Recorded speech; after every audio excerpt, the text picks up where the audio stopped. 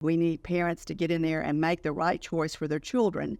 And I think that means the money should follow the child, and then the parent should make that decision. So I'm looking at educational freedom as parental rights and empowering parents to make better decisions for their children. I've been involved in politics for many, many decades, but I've always been behind the scenes working to get good people in office.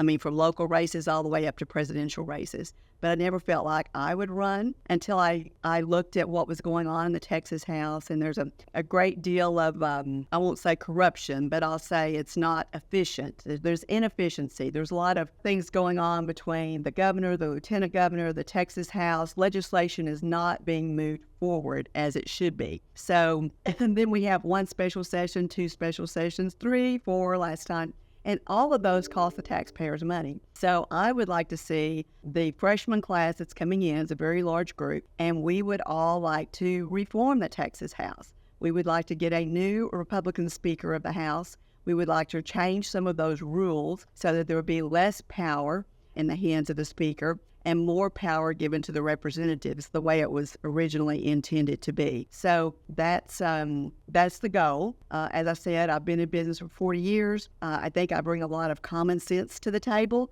and there's not a lot of common sense in Austin right now, unfortunately. So looking forward to making some changes down there, and I'm very excited about it. I think during COVID, a lot of things came to the surface, not only the drag queens and the pornography in the schools, and parents actually saw what their children were being taught because they were online, doing online learning, and they were quite surprised and shocked by what they saw. So our educational system, our public education system, been going down for many years. For about 20 years, our test scores have been going down, and I just think we need more parental involvement. I think parents need to make the choice for the children. No one knows the child better than the parent. And I don't care if it's public school, private school, charter school, homeschool. What is best for that individual child? What is going to help them to learn and grow and become a self-sustaining member of society? And that's what we need. We need parents to get in there and make the right choice for their children. And I think that means the money should follow the child, and then the parent should make that decision. So I'm looking at educational freedom as parental rights and empowering parents to make better decisions for their children. This has been going on for many years, and 20-something states have already passed it. It's making huge changes in those states for the better, and I'm looking forward to seeing that happen in Texas. Everyone knows Texans love their guns. This is not a new topic, but for example, these areas that are gun-free zones, they just came out, I guess it was last week, with the State Fair of Texas saying that they weren't going to allow guns in the state fair. And so now the Attorney General is coming out saying that's the law. You need to allow that to happen. We look at gun-free zones and we find out that those are the zones that are chosen when some crazy person decides to attack. It's often a public school or a church.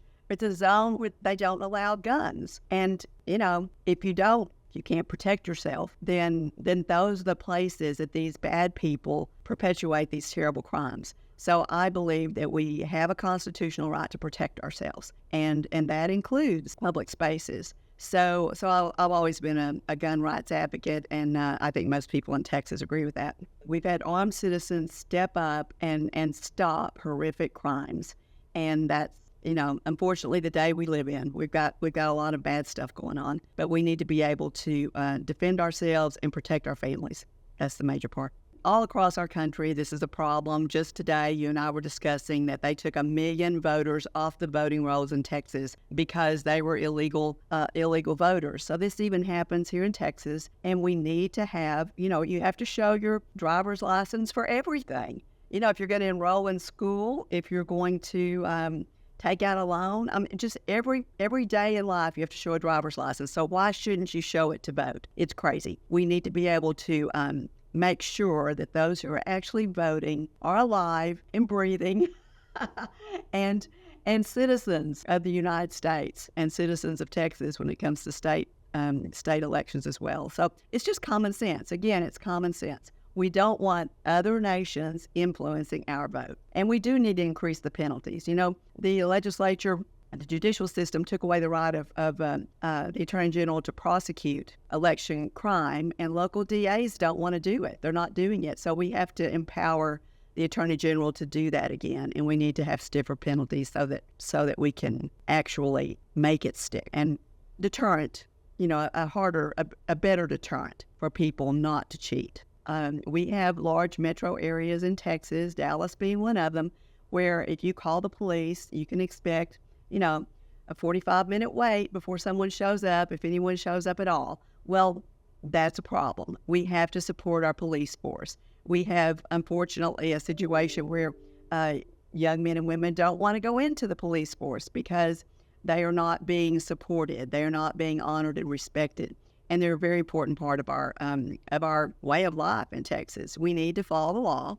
We need to support our policemen, our firemen, those who take care of us. They protect us.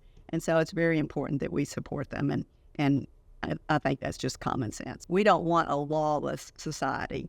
We want a place where our children, our homes, our private property, it's where it's protected. So again, just common sense. We know it's a presidential year. We know how important that is. So November 5th, we need everyone to turn out and vote. It's your right as an American to turn out and vote. So please don't stay home. Don't think that your vote doesn't count. I hear this apathetic voter that says, oh, my vote doesn't count. And we've seen time and time again where just a few votes will separate the winners from the losers. And it is important to note, yes, your vote counts. You're important. You need to have a voice. And if you don't get up and vote, then don't be complaining when your candidate doesn't get in and things go south. So just do your part and get up and vote. And we've got early voting. There's no reason people can't get out and vote. There's 2 weeks of early voting. So there's no reason that you can't show up at the polls and do your duty.